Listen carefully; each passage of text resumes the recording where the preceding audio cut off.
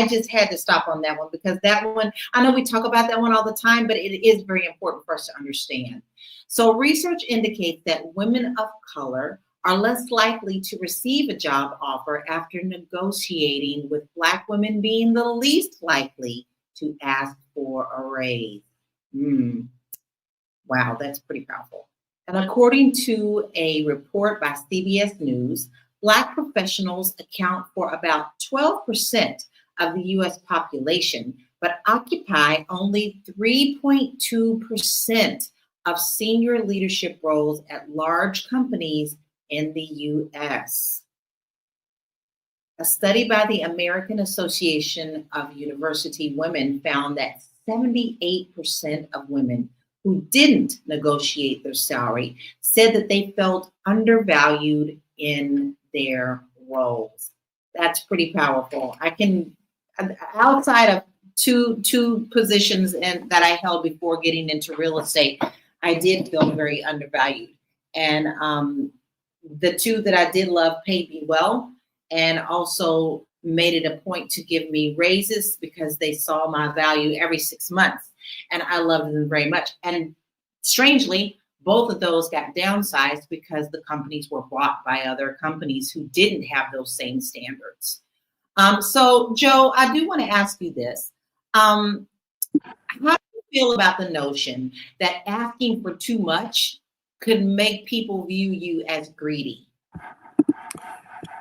Well, okay, so that's not correct, right? But I do understand it. That question is kind of like, I don't know, how do I feel about the notion? I feel like the notion is dumb.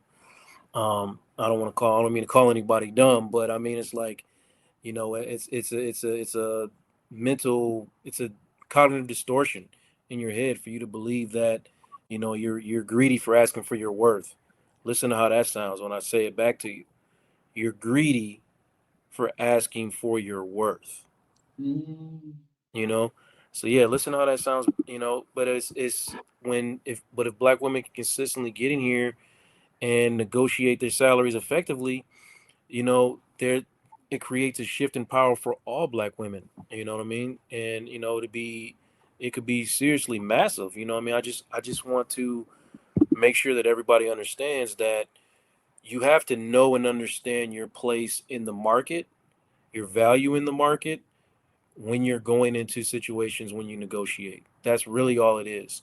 And if a place doesn't want to pay you what you're worth, you have to be willing to understand or walk away from situations that are not for you, if you can. Because I know, like I said, I don't want to knock anybody's survival mode. If you are in survival mode, and you got to take what you can get, I understand. But no, but please, please, please, if you're not in survival mode and you're in a situation of thriving, like, go back in there and understand your value. They came to you, they offered you the job, they want you, and if they are willing to let you go, then that might not be a space for you. And I think that's what that, oh man, Joe, boy, did you just hit that right on the head. Like that just went straight through my heart. In the fact that, that may be a blessing in disguise. And instead of seeing that as being a rejection or you're not good enough, you really should see that as that wasn't for you. That particular situation wasn't for you. That's someone else's blessing, but that's not yours. That doesn't necessarily mean your blessing is not coming. But sometimes we have to get out of our own heads, like I'm trying to do today, y'all, because it's Monday and it's crazy, right?